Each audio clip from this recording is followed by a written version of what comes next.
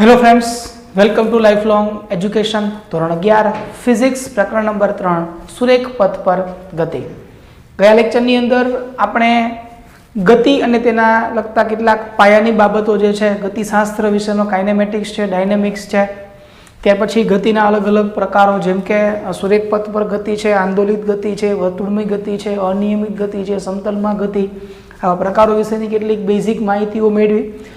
ગતિ એ સાપેક્ષ ખ્યાલ છે, આ શબ્દનો આપણે વિસ્તૃત અભ્યાસ કર્યો।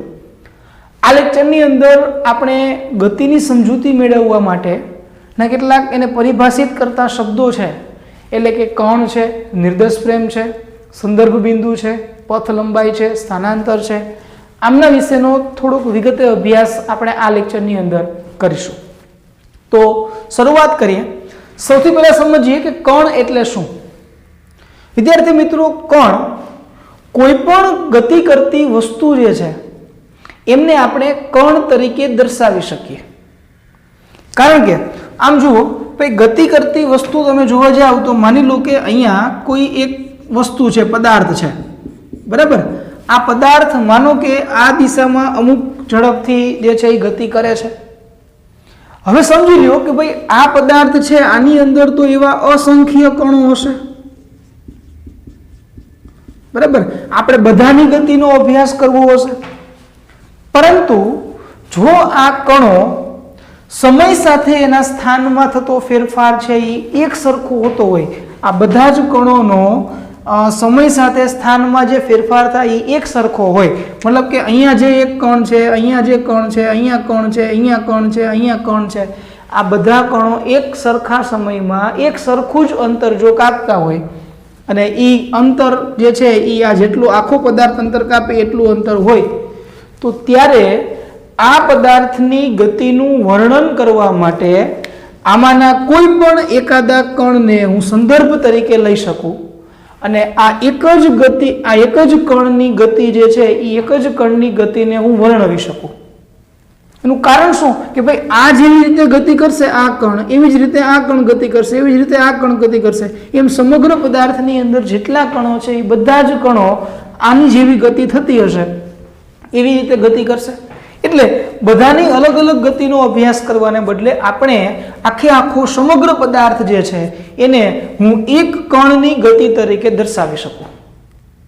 તો આ પદાર્થની કોઈ પણ મોટા પદાર્થની, નાનો પદાર્થ હોય કે મોટો પદાર્થ હોય, પોતાની ગતિનું વર્ણન કરવા માટે એના અસંખ્ય કણોમાંથી આપણે કોઈ એકાદા કણની ગતિ તરીકેનો અભ્યાસ કરશું। હવે એ કણની જેવી ગતિ, એનો જેટલો વેગ હોય, એનો જેટલા સમયમાં અંતર કાપતું હોય, ઝડપ જેટલી હોય, વેગ એટલો હોય, એટલું બાકીના એ પદાર્થની અંદર રહેલા બાકીના કણો જે છે એ પણ એ જ ઝડપથી, એ જ સમયમાં, એ જ પ્રવેગથી ગતિ કરતા હશે। તો હવે પ્રશ્ન એ થાય કે ભાઈ આવી રીતે હું ક્યારે પદાર્થને એક કણ તરીકે હું ક્યારે લઈ શકું? કે વિશાળ આખું માનો કે વિમાન છે, તો વિમાનમાં તો અસંખ્ય કણો હશે, તો આખા વિમાનને હું એક કણ તરીકે ક્યારે લઈ શકું? તો એના માટેની એક બે કન્ડિશનો છે કે કોઈ પણ પદાર્થને કણ તરીકે તમે ક્યારે લઈ શકો। તો નંબર એક કન્ડિશન એની એવી છે કે પદાર્થની અંદર રહેલા દરેક કણો, એના જેટલા પદાર્થની અંદર કણો છે એ દરેક કણોનું સમયની સાપેક્ષે સરખા પ્રમાણમાં સ્થાનમાં ફેરફાર થતો હોવો જોઈએ। સરખા પ્રમાણમાં સ્થાનમાં ફેરફાર થાય તો એ પદાર્થને હું કણ તરીકે ગણી શકું। ફોર એક્ઝામ્પલ સમજી લ્યો કે ભાઈ અહીંયા આ રીતે કોઈ આ પદાર્થ છે, હું આના સમજૂતી માટે કોઈ પણ બે કણ લઈ શકું। એક કણ અહીંયા છે અને એક કણ માની લો કે હું આ લઈ લઉં। માની લો કે ભાઈ આ પદાર્થે એક સેકન્ડની અંદર આ કણે જે છે એ માનો કે 5 મીટરનું અંતર કાપ્યું અને આને 5નું કાપ્યું। આ પદાર્થે પણ એક સેકન્ડની અંદર 5 મીટરનું અંતર કાપ્યું આની સાથે જ। તો આ પદાર્થને, આ બંનેને જે છે એ આપણે કણ તરીકે લઈ શકીએ. એટલે આખા પદાર્થમાં જેટલા કણો છે એ જો બધાએ 1 સેકન્ડની અંદર 5 મીટરનું જ અંતર કાપેલું હોય તો બધાના સમયની સાપેક્ષે સરખા પ્રમાણમાં સ્થાનમાં ફેરફાર થયો તો આ આખા પદાર્થના ગતિનું વર્ણન કરવા માટે આના કોઈ પણ કણમાંથી હું એકાદા કણનો અભ્યાસ કરી શકું. એટલે કે આ પદાર્થને હું એક કણ તરીકે ગણી શકું. પણ જો આ બધાના સ્થાન અલગ અલગ હોય, માનો કે આ કણ 1 સેકન્ડમાં 5 મીટરનું અંતર કાપતો હોય ને આ કણ 1 સેકન્ડમાં 4 મીટરનું અંતર કાપતો હોય ને એક છે એ 3નું કાપતો હોય ને એક 6નું કાપતો હોય ને તો તમે જુઓ આ કન્ડિશનનું પાલન નહીં થાય. એક જ પદાર્થની અંદર તમે જુઓ દરેક કણ સમયની સાપેક્ષે સરખા સમયમાં સરખા પ્રમાણમાં સ્થાનમાં ફેરફાર થતો નથી. કારણ કે એકનું 5 થાય છે, 3 થાય છે, 4 થાય છે, 6 થાય છે, અલગ અલગ થાય છે. ત્યારે આ પદાર્થને હું કણ તરીકે ગણી શકું નહીં. એટલે એક કન્ડિશન આ થઈ. નંબર 2, બીજી કન્ડિશન એવી છે કે પદાર્થને જેટલું અંતર કાપવાનું હોય એ અંતરની સરખામણીમાં એ પદાર્થનું પરિમાણ જે છે ને એ અવગણી શકાય એટલું હોવું જોઈએ. એ પદાર્થનું પરિમાણ જે છે એ અવગણી શકાય તેવું હોય ત્યારે આપણે એને પદાર્થને કણ તરીકે લઈએ. સમજી લ્યો કે ભાઈ મારે રાજકોટથી અમદાવાદ જવું છે, બરાબર. રાજકોટથી અમદાવાદ જવું છે તો એના અમુક કિલોમીટર હશે, માનો કે 250 કે માનો કે 300 કિલોમીટર છે. ચાલો, રાજકોટથી અમદાવાદ જેટલું અંતર 300 કિલોમીટર છે. હવે હું બાય કાર આની અંદર જાઉં છું તો હવે ભાઈ કારની ટૂંકમાં લેન્થ કેટલી હશે તો કે વધીને 2 મીટર 3 મીટર. કારની જે લંબાઈ છે એટલે કે એ ગતિ કરતો પદાર્થ છે એ પદાર્થની લંબાઈ 2 મીટર અને એને જે અંતર કાપવાનું છે એ 300 કિલોમીટર એટલે કે 300 અને કિલોના પાછા હું 3 મીંડા મૂકી દઉં 3 લાખ મીટર. તો જુઓ આ જે છે ને એને કાપવાનું અંતર થયું અને આ જે છે એ ગતિ કરતા પદાર્થનું પરિમાણ થયું. તો અંતરની સરખામણીમાં હું પરિમાણને અવગણી શકું ભાઈ. હવે અહીંયા 3 લાખ મીટર કહું કે 3 લાખ 2 મીટર કહું તો જાજો ફેર પડે નહીં. તો આવા સમયે હું કારને એક બિંદુવત પદાર્થ એટલે કે કણ તરીકે દર્શાવી શકું. એટલે કણની સચોટ વ્યાખ્યા એવી કંઈક છે કે દળ ધરાવતા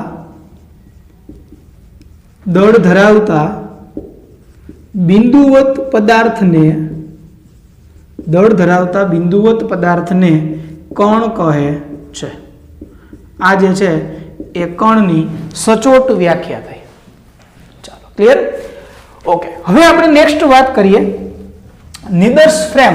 નિર્દેશ ફ્રેમ જે છે એ શું છે? હવે સમજી લ્યો કે ભાઈ માની લો કે તમારી પાસે અહીંયા કોઈ એક રૂમ છે. માનો કે તમે આ રૂમની અંદર બેઠા છો. હવે આ રૂમની અંદર સમજી લો કે કોઈ એવું એક સૂક્ષ્મ જીવ લઈ લ્યો. માનો કે અહીંયા મચ્છર છે, બરાબર. હવે તમે જુઓ આખા રૂમની અંદર બધું બારી બારણા ટોટલી આખું પેક છે, હવાચુસ્ત છે. એટલે એની ગતિ તમેનો અભ્યાસ કરો આખું તો બધું અસ્તવ્યસ્ત અહીંયાથી જુઓ તમે તો અહીંયાથી આમ જશે, પાછું આમ જશે, આમ જશે, આમ જશે, આમ જશે, આમ જશે, આમ જશે. આ બધી અસ્તવ્યસ્ત દિશામાં એ જે છે મચ્છરની ગતિ થશે. પણ કેટલા ભાગમાં? તો કે આ રૂમના અંદરના ભાગમાં. એ રૂમથી બહાર જઈ શકશે નહીં, બરાબર. હવે જો આની અંદર આ મચ્છરની ગતિ જે છે એની સાથે હું સમયને પણ ઇન્વોલ્વ કરું, સમયને પણ આની અંદર જો હું ઇન્વોલ્વ કરું કે ભાઈ પેલા અહીંયાથી અહીંયા જવા માટે આટલો સમય લાગ્યો, અહીંયાથી અહીંયા સમય આટલો લાગ્યો, અહીંયાથી અહીંયા સમય આટલો લાગ્યો, અહીંયાથી અહીંયા સમય આટલો લાગ્યો, સ્ટોપવોચ રાખો. તો આજે સમગ્ર આપણે જે પરિસ્થિતિની અંદર આ ગતિનું અવલોકન કરીએ છીએ, કઈ પરિસ્થિતિમાં? તો કે આખા રૂમની અંદર સમયની સાથે હું મચ્છરનું અવલોકન કરું છું, બરાબર. તો આ સમગ્ર પરિસ્થિતિ જે છે ને આખી જે આ પરિસ્થિતિ બની ને આ પરિસ્થિતિ જે છે ને એક નિર્દેશ ફ્રેમ કહેવાય. તમે જે પરિસ્થિતિમાં અને જે પરિસ્થિતિની અંદર પદાર્થ અવલોકનકાર જે છે એ ગતિનું વર્ણન કરે એને આપણે નિર્દેશ ફ્રેમ તરીકે ઓળખી શકીએ. જો વ્યાખ્યા લખવી હોય તો અવલોકનકાર જે સ્થિતિમાં જે પરિસ્થિતિને આધારે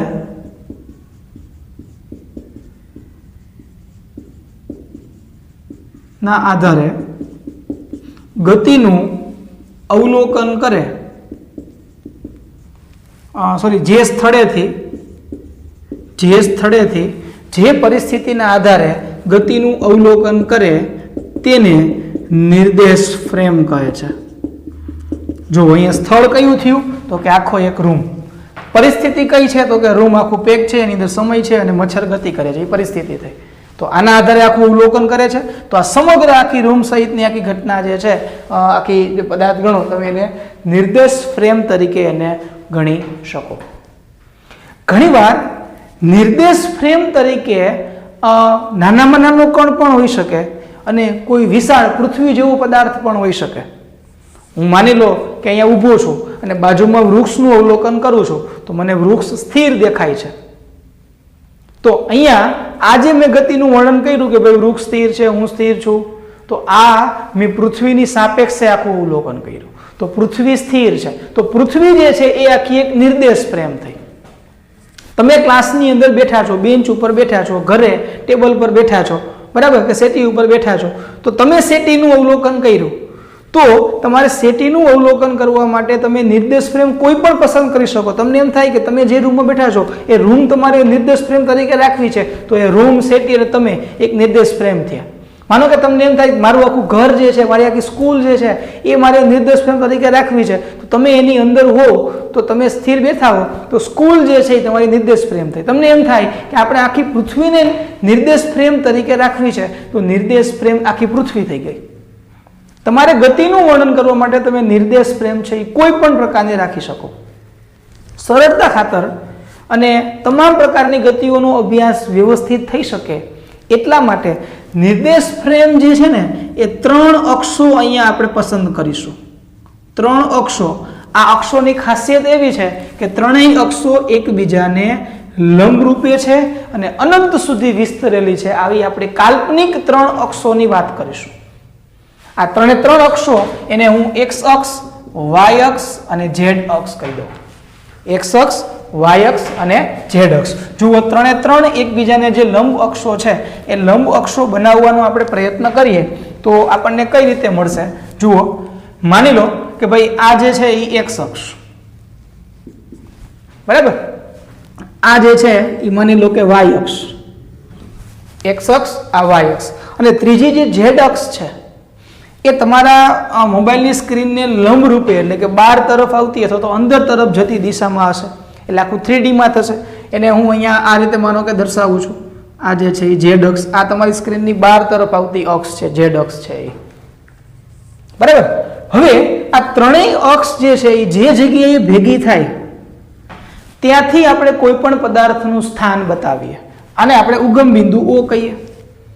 માનો કે અહીંયા કોઈ એક પદાર્થ છે બિંદુ P, બરાબર. તો આ પિન હું એમ કહું કે ભાઈ બિંદુ P ક્યાં આવેલું છે, તો તમે એમ કહેશો કે ભાઈ O થી આટલા અંતરે આવેલું છે, અથવા X થી આટલા અંતરે આવેલું છે, કે ભાઈ Y થી આટલા અંતરે આવેલું છે, Z થી આટલા અંતરે આવેલું છે. તો કોઈ પણ પદાર્થનું સ્થાન દર્શાવવા માટે તમે જે નિયત બિંદુનો ઉપયોગ કરો એને આપણે કહેશું સંદર્ભ બિંદુ. કોઈ પણ પદાર્થનું સ્થાન દર્શાવવા માટે જે નિયત બિંદુનો ઉપયોગ કરો એને શું કહેવાય? સંદર્ભ બિંદુ. કોઈ પણ વસ્તુનું સ્થાન દર્શાવવા માટે સંદર્ભ બિંદુ એક કરતાં વધારે હોઈ શકે. ફોર એક્ઝામ્પલ, હું તમને એમ કહું કે ભાઈ મહારાષ્ટ્ર રાજ્ય ક્યાં આવેલું છે, તો તમે એમ કહી શકો ગુજરાતની પૂર્વ સાઈડ મહારાષ્ટ્ર આવેલું છે. અથવા એમ તમે કહી શકો કે ભાઈ ઉત્તર પ્રદેશની દક્ષિણે મધ્યપ્રદેશ મહારાષ્ટ્ર રાજ્ય જે છે એ આવેલું છે. તમે એમ કહી શકો કે કેરળથી ઉત્તર બાજુએ મહારાષ્ટ્ર રાજ્ય આવેલું છે, બરાબર. તમે એમ કહી શકો તેલંગાણાથી પશ્ચિમ બાજુએ મહારાષ્ટ્ર રાજ્ય આવેલું. તો મહારાષ્ટ્ર રાજ્ય જે છે એ આપણે વસ્તુ થઈ, એનું સ્થાન દર્શાવવું છે. તો સ્થાન દર્શાવવા માટે મેં ગુજરાતનો ઉપયોગ કર્યો, ઉત્તર પ્રદેશનો ઉપયોગ કર્યો, કેરળનો ઉપયોગ કર્યો, તેલંગાણાનો ઉપયોગ કર્યો. તો આ બધા ગુજરાત, ઉત્તર પ્રદેશ, કેરળ, તેલંગાણા એના સંદર્ભ બિંદુ થયા. એટલે કોઈ પણ પદાર્થનું, વસ્તુનું સ્થાન દર્શાવવા માટે આપણે જે નિયત બિંદુનો ઉપયોગ કરીએ એ નિયત બિંદુને શું કહેશું? સંદર્ભ બિંદુ. હજી જો ક્લિયર કરીએ, માનો કે અહીંયા A છે, આ B છે, આ C છે, આ D છે, અહીંયા E છે. આ બે વચ્ચેનું અંતર 2 છે, અહીંયા 3 છે, આ અંતર આ 4 છે, માનો કે આ 5 છે, આ 6 છે, આ 7 છે. હવે હું એમ કહું કે ભાઈ એ ક્યાં આવેલો છે, તો હું કહી શકું કે ભાઈ બી થી 2 મીટર અંતરે એ છે. એમ કહી શકું સી થી 5 મીટરે એ છે, ડી થી 6 મીટરે એ છે, ઈ થી 7 મીટરે એ છે. તો આ બધા સંદર્ભ બિંદુ થયા. એટલે પદાર્થનું સ્થાન દર્શાવવા માટે એક કરતા વધારે સંદર્ભ બિંદુ પણ હોઈ શકે. ચાલો હવે જુઓ, અહીંયા બિંદુ આપણું પી છે. હવે આ પી બિંદુનું મારે સ્થાન દર્શાવવું હોય તો હું કોની સાપેક્ષે દર્શાવીશ ભાઈ? ઉગમ બિંદુ ઓ ની સાપેક્ષે. તો આજે આપણે નિર્દેશ પ્રેમ થઈ એમાં જે આ ઉગમ બિંદુ ઓ જે થયું ઈ આપણા માટે શું થયું ભાઈ? તો કે સંદર્ભ બિંદુ થયું. હવે આ ઓ નું જે અંતર જે છે એ હું આ તરીકે દર્શાવું તો આ જે અંતર થયું એ શું થયું? તો કે પી નું ઓ થી અંતર થયું. હવે આની અંદર હું એક્સ યામને પણ ઇન્વોલ્વ કરી શકું, વાય યામને પણ ઇન્વોલ્વ કરી શકું, અથવા હું તમને એમ કહું કે ભાઈ વાય અક્ષ તમને જે દેખાય છે વાય અક્ષથી આટલા અંતરે એક્સ બાજુએ પી છે. અથવા તો હું તમને એમ કહી શકું કે ભાઈ એક્સ અક્ષથી અહીંયાથી આટલા અંતરે આ બિંદુ પી છે. અથવા હું તમને એવું પણ કહી શકું કે ભાઈ જો આ આખું એક સમતલ થઈ ગયું કે ભાઈ ઝેડ અક્ષથી આટલા અંતરે જે છે એ બિંદુ પી છે, કારણ કે આખું એક સમતલ બની ગયું. બરાબર? તો એનો તમને યામ મળે. આને આપણે એક્સ યામ કહેશું, આ વાય યામ કહેશું અને ઝેડ યામ કહેશું. એટલે કોઈ પણ પદાર્થનું સ્થાન દર્શાવવા માટે આપણે 3 પ્રકારના બિંદુઓનો ઉપયોગ કરશું. એક એક્સ યામ, વાય યામ અને ઝેડ યામ. આને આપણે કાર્ટેશિયન પદ્ધતિ તરીકે દર્શાવી શકીએ. તો આ સમગ્ર ઘટના થઈ, આ આખી શું થઈ? એક નિર્દેશ ફ્રેમ થઈ. નિર્દેશ ફ્રેમની અંદર પદાર્થનું સ્થાન દર્શાવવા માટે એક્સ યામ, વાય યામ અને ઝેડ યામ એમ 3 પ્રકારના યામનો ઉપયોગ થાય. હવે જો આ પી બિંદુ જે છે એ ગતિમાં છે એમ ક્યારે કહી શકાય?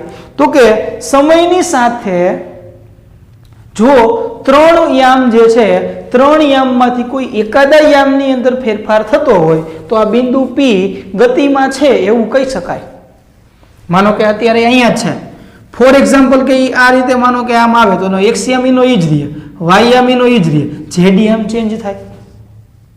બરાબર? ઝેડ યામ છે એમ ધીમે ધીમે આગળ વધશે. તો એક્સ યામ, વાય યામ બે અચળ રહ્યા, ઝેડ યામમાં ફેરફાર થયો. 3 માંથી એકાદા યામની અંદર જો ફેરફાર થતો હોય સમયની સાથે તો એ પદાર્થ એટલે કે બિંદુ પી ગતિમાં છે એમ કહેવાય. એવું નહીં કે 3 માં ફેરફાર જ થવો જોઈએ. જો 3 યામની અંદર કોઈ પણ પ્રકારનો ફેરફાર ન થાય, એક્સમાં ફેરફાર ન થાય, વાયમાં ફેરફાર ન થાય, ઝેડમાં ફેરફાર ન થાય, તો 3 પ્રકારના યામમાં ફેરફાર થતો ન હોય તો આ બિંદુ પી જે છે એ આ સંદર્ભ બિંદુની સાપેક્ષ આ જે નિર્દેશ ફ્રેમ છે નિર્દેશ ફ્રેમની સાપેક્ષે બિંદુ પી સ્થિર છે એવું કહી શકાય. એનો મતલબ એવો નથી કે બીજી કોઈ નિર્દેશ ફ્રેમની સાપેક્ષે બિંદુ પી ગતિમાં નહીં હોય. હું માની લો કે અહીંયા બીજી નિર્દેશ ફ્રેમ છે તો નિર્દેશ ફ્રેમ ગતિ કરતી હોય, બરાબર? નિર્દેશ ફ્રેમ ગતિ કરતી હોય તો એની સાપેક્ષે બિંદુ પી જે છે એ ગતિ કરે છે એવું આપણે કહી શકીએ. તો એ નિર્દેશ ફ્રેમ સ્થિર છે કે ગતિમાં એના ઉપર આધાર રાખશે. જો નિર્દેશ ફ્રેમ સ્થિર હોય તો એને ઝડપીય નિર્દેશ ફ્રેમ કહેવાય. જો નિર્દેશ ફ્રેમ એ ગતિ કરતી હોય, આ નિર્દેશ ફ્રેમ જે છે આખું આ ઓ એક્સ વાય ઝેડ ત્રણેય ગતિ કરતું હોય તો એને અઝડપીય નિર્દેશ ફ્રેમ કહેવાય. એટલે 2 પ્રકારની નિર્દેશ ફ્રેમ થઈ, ઝડપીય નિર્દેશ ફ્રેમ અને અઝડપીય નિર્દેશ ફ્રેમ. ઓકે, ચાલો હજી આમાંથી બીજા આપણે ગતિના જે 3 પ્રકાર ગઈકાલે જોયા હતા એ નિર્દેશ ફ્રેમના આધારે માનો કે સમજીએ કે જો સમયની સાપેક્ષે માત્ર કોઈ એક યામમાં ફેરફાર થતો હોય, કાં તો એક્સ કાં તો વાય કાં તો ઝેડ, તો એ પદાર્થ સૂર્યક પથ પર ગતિ કરે છે એટલે કે 1 ડાયમેન્શનમાં ગતિ કરે છે એવું કહી શકાય. માનો કે 2 યામની અંદર ફેરફાર થાય છે તો એ પદાર્થ સમતલમાં ગતિ કરે છે એટલે કે 2 ડાયમેન્શનમાં ગતિ કરે છે એવું આપણે કહી શકીએ. અથવા માનો કે એના 3 યામ છે, 3 યામની અંદર ફેરફાર થતો હોય તો આ પદાર્થ 3 ડાયમેન્શનની અંદર ગતિ કરે છે એવું આપણે કહી શકીએ. ચાલો, ક્લિયર? તો આ આખી વાત થઈ નિર્દેશ ફ્રેમ. બરાબર? ચાલો હવે આપણે જોઈએ પથ લંબાઈ અને સ્થાનાંતર. સૌથી પહેલા આપણે વાત કરશું પથ લંબાઈની અને ત્યાર પછી આપણે જોઈશું સ્થાનાંતર.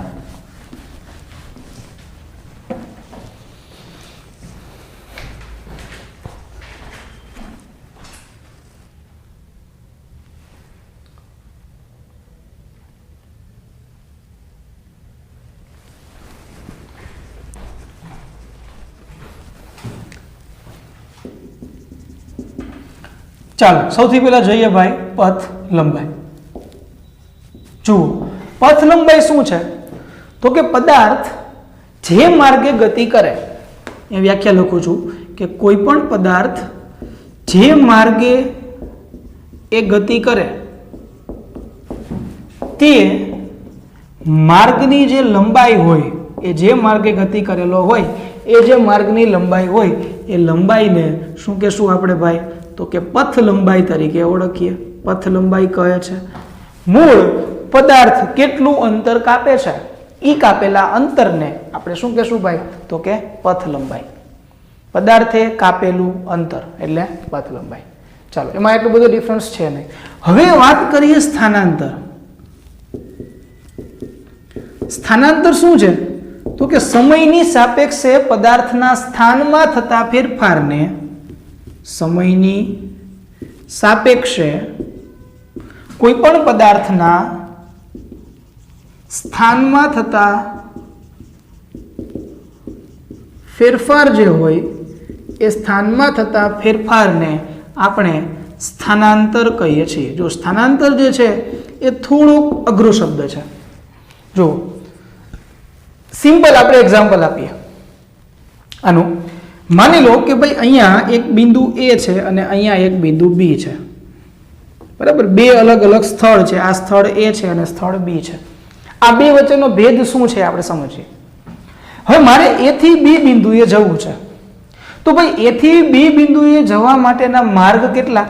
તો કે ભાઈ હું આ માર્ગે જઈ શકું, અહીંયાથી આ માર્ગે જઈ શકું, આ માર્ગે જઈ શકું, આ માર્ગે જઈ શકું, કે આમ ફરી ફરી ફરી ફરીને અહીંયા B બિંદુએ આવી શકું. અને એક માર્ગ એવો છે કે હું શોર્ટકટ જઈ શકું, સીધું ડાયરેક્ટ. કમ્પ્લીટ. તો આટલા બધા માર્ગો જે છે અવેલેબલ છે. હવે સમજી લ્યો કે માનો કે કોઈ પદાર્થ છે એ આ પહેલો માર્ગ છે, પહેલા માર્ગે ગતિ કરી અને B બિંદુએ પહોંચે છે. તો આ પરિસ્થિતિની અંદર પદાર્થે કાપેલું અંતર કેટલું હશે? તો કે આ ગતિપથની જેટલી લંબાઈ હોય, આ જે ભાગ બતાવું તમને બ્લેક કલરનો, આ જે ભાગ તમે જુઓ, આ માનો કે 10 મીટર છે, બરાબર. તો પદાર્થે કાપેલું અંતર 10 મીટર. એ જે માર્ગે ગતિ કરે એ માર્ગની લંબાઈને પથ લંબાઈ કહેવાય. સ્થાનાંતર શું કહે છે? સ્થાનમાં થતો ફેરફાર. સ્થાનમાં થતો ફેરફાર એટલે કે ભાઈ એને માર્ગ કઈ લેવા દેવા જ નહીં. એને સ્થાનમાં પેલા ક્યાં છે અને હવે ક્યાં છે, આ બે વચ્ચેનું જે શોર્ટકટ અંતર થયું ને એ એનું સ્થાનાંતર થયું. માનો કે શોર્ટકટ અંતર છે એ 6 મીટર છે, તો આ 6 મીટર પદાર્થે 6 મીટર સ્થાનાંતર કર્યું. પછી ભલે એ આ માર્ગે ગયો હોય, આ માર્ગે ગયો હોય, આ માર્ગે ગયો હોય કે આ માર્ગે ગયો હોય, જે માર્ગે ગયો હોય, પદાર્થનું સ્થાનાંતર ફિક્સ કેટલું? તો કે 6 મીટર. હા, પથ લંબાઈ ફરશે. પથ લંબાઈ પડશે. જો પદાર્થ આ માર્ગે ગયો હોય અને એ માર્ગની લંબાઈ માનો કે 12 મીટર હોય, તો પદાર્થની પથ લંબાઈ એટલે પદાર્થે કાપેલું અંતર 12 મીટર, સ્થાનાંતર 6 મીટર. જો પદાર્થ આ માર્ગે ગયો હોય અને આ માર્ગની લંબાઈ 20 મીટર હોય, તો પદાર્થે કાપેલું અંતર 20 મીટર, સ્થાનાંતર 6 મીટર. માનો કે પદાર્થ આ માર્ગે ગયો હોય તો 11 મીટરનું અંતર કાપ્યું, તો પદાર્થે કાપેલું અંતર 11 મીટર, સ્થાનાંતર 6 મીટર. માનો કે આ માર્ગે ગયો હોય તો પદાર્થે માનો કે 15 મીટરનું અંતર કાપ્યું, તો પદાર્થે કાપેલું અંતર 15 મીટર, સ્થાનાંતર 6 મીટર. મતલબ કે પથ લંબાઈ એટલે કે અંતર જે છે એ પદાર્થના માર્ગ ઉપર આધાર રાખશે કે પદાર્થ કયા માર્ગે ગતિ કરે છે. જ્યારે સ્થાનાંતરને પદાર્થના માર્ગ સાથે કઈ સંબંધ નથી, ક્યાંથી ક્યાં જાય છે, માત્ર એ પહેલા ક્યાં છે અને છેલ્લે ક્યાં છે, આ બે વચ્ચેનું જે શોર્ટકટ ડિસ્ટન્સ જે છે એને આપણે શું કહી શકીએ ભાઈ? સ્થાનાંતર. ચાલો, ક્લિયર? એક બીજું એક વાક્ય છે કે ભાઈ પથ લંબાઈ અને સ્થાનાંતર વચ્ચેનો તફાવત શું છે? તો કે પથ લંબાઈ જે છે ને એ અને સ્થાનાંતર કાં તો આ બે બરાબર હોય અને કાં તો પથ લંબાઈ વધારે હોય. એટલે હું આ રીતે લખી શકું, greater than or equal to પથ લંબાઈ is equal greater than or equal to સ્થાનાંતર. મતલબ કે પથ લંબાઈ અને સ્થાનાંતર કાં તો સરખા જ હોય અને કાં તો પથ લંબાઈ વધુ હોય. સ્થાનાંતર કોઈ દિવસ વધુ હોઈ શકે નહીં. તમે જુઓ, માનો કે પદાર્થ આ જ માર્ગે ગયો હોત તો એને કાપેલું અંતર તો કે 6 મીટર, સ્થાનાંતર તો કે 6 મીટર, તો બી કેવા થઈ ગયા? સમાન. જો આ માર્ગે ગયો તો અંતર 12 મીટર, સ્થાનાંતર 6 મીટર, તો પથ લંબાઈ વધી ગઈ. આમાં તો કે અંતર એટલે કે પથ લંબાઈ 20 મીટર, સ્થાનાંતર 6 મીટર, તો પથ લંબાઈ વધી ગઈ. તો પથ લંબાઈ જે છે એ સ્થાનાંતર કરતાં કાં તો વધારે હશે અને કાં તો બે સરખા હશે. એના કરતાં વધુ ક્યારેય સ્થાનાંતર હોઈ શકે નહીં. પથ લંબાઈ કરતાં સ્થાનાંતર ક્યારેય વધુ હોઈ શકે નહીં. ચાલો, એક વસ્તુ વાત હજી એક વાક્ય છે કે ભાઈ પથ લંબાઈની કિંમત હંમેશા ધન જ હોય. પથ લંબાઈ જે છે એ હંમેશા ધન જ હોય. જ્યારે સ્થાનાંતર જે છે એ ધન પણ હોઈ શકે, ઋણ પણ હોઈ શકે અને શૂન્ય પણ હોઈ શકે. ત્રણમાંથી કોઈ પણ હોઈ શકે. ચાલો, આ શું છે એ આપણે એક નાના એવા એક્ઝામ્પલ દ્વારા સમજીએ. માની લો કે અહીંયા આ કોઈ સુરેખ પથ છે, બરાબર. આમાં માનો કે અહીંયા બિંદુ, આને હું ઓ કહી દઉં, અહીંયા બિંદુ ઓ છે, બરાબર. પછી અહીંયા 10-10 મીટરના અંતરે આવી રીતે પોઈન્ટ મૂકેલા છે, 10, 20, પછી આ 30, 40, અહીંયા 50, અહીંયા 60, 70, આ 80 અને આ 90, બરાબર. આવો આખો એક માર્ગ છે, બરાબર. સમજો.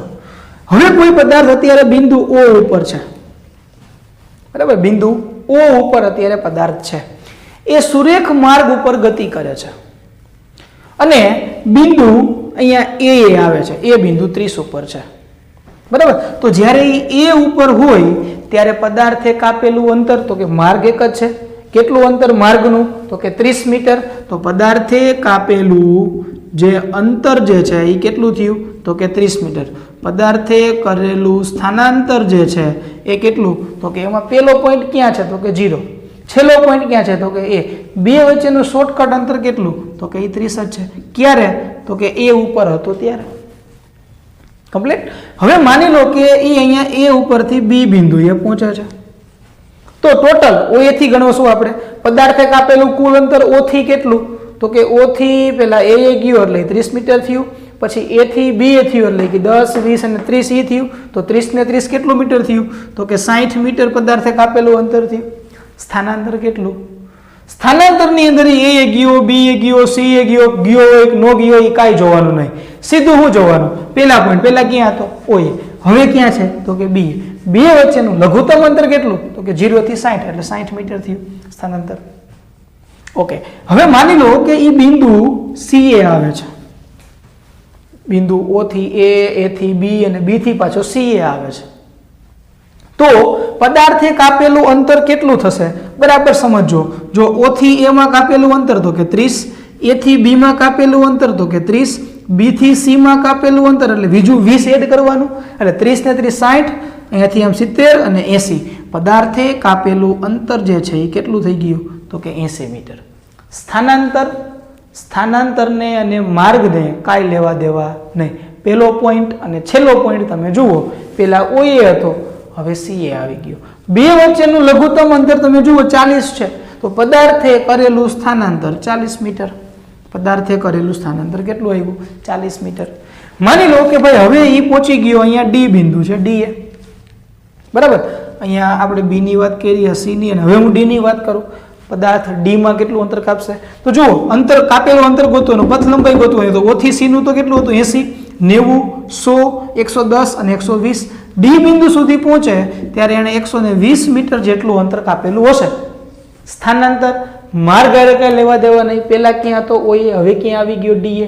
બે વચ્ચેનું લઘુત્તમ અંતર એટલે 80, તો 80 જે છે એનું સ્થાનાંતર થયું, પદાર્થે કરેલું સ્થાનાંતર. હવે માની લો કે ડી એ થી પાછો ઓ બિંદુએ આવી ગયો. પદાર્થ ક્યાં આવી ગયો? પાછો ઓ બિંદુએ પાછો આવી ગયો છે. ઓ બિંદુએ પાછો આવી ગયો તો પદાર્થે કાપેલું અંતર તો કે અહીંયા ડી સુધી 120 હતું અને 120 થી 130, 140, 150, 160, 170, 180, 190 ને 200. પદાર્થે કાપેલું કુલ અંતર કેટલું થઈ ગયું? તો કે 200 મીટર. કુલ સ્થાનાંતર પહેલા ક્યાં હતો? ઓ એ. હવે ક્યાં છે? ઓ એ. હતો ને આવી ગયો. સ્થાનાંતર તો કે 0. તો સ્થાનાંતર જે છે એ કેવું થઈ ગયું? શૂન્ય. પહેલા જ્યાં હતો ત્યાં જ છે, બે વચ્ચે અંતર કાંઈ છે જ નહીં, લઘુત્તમ અંતર છે જ નહીં. કેટલું થઈ ગયું? 0. હવે માનો કે પદાર્થ રિવર્સમાં હાલે છે. અહીંયા માનો કે -10 અને -20 છે, અહીંયા ડી, પછી અહીંયા માનો કે ઈ બિંદુ છે, પાછો રિવર્સમાં હાલે છે. તો હવે પદાર્થે કાપેલું અંતર તો કે અહીંયા સુધી 200 તો અંતર કાપી નાખ્યું હતું, હવે એ ગયું એટલે પાછું 10 મીટરનું અંતર બીજું કાપ્યું, એટલે પદાર્થે કાપેલું કુલ અંતર કેટલું થઈ ગયું? 210. સ્થાનાંતર તો કે હવે જો રિવર્સમાં આવેલો, એટલે કેટલું અંતર કાપ્યું? -10. તો પદાર્થે કરેલું સ્થાનાંતર જે છે એ કેટલું આવ્યું? -10. દિશા ચેન્જ થઈ ગઈ. અહીંયા બધી આ દિશામાં હતી એટલે પ્લસ રાખી, હવે વિરુદ્ધ દિશામાં જાય છે એટલે -10. તો તમે જો હવે આ વસ્તુ સમજાશે તમને કે પથ લંબાઈની કિંમત છે ને એ હંમેશા કેવી મળે છે? તો કે ધન મળે. જુઓ દર વખતે કેવી મળી? અને વધતી હોય એવી 30, 60, 80, 120, 200, 210 ધનમાં મળી. હવે તમે સ્થાનાંતર જોવું જોઈએ. સ્થાનાંતર જે છે એ ધનેય છે, શૂન્યય છે અને ઋણેય છે. તો સ્થાનાંતર જે છે એ ધન પણ હોઈ શકે, ઋણ પણ હોઈ શકે અને શૂન્ય પણ હોઈ શકે. બરાબર. બીજા નંબરમાં કે આપણે સ્થાનાંતરની અંદર દિશા પણ બતાવી. બરાબર. તો સ્થાનાંતર જે છે એ સદિશ રાશિ છે. સ્થાનાંતરને દર્શાવવા માટે દિશા પણ જરૂરી છે, એટલે એ સદિશ રાશિ છે.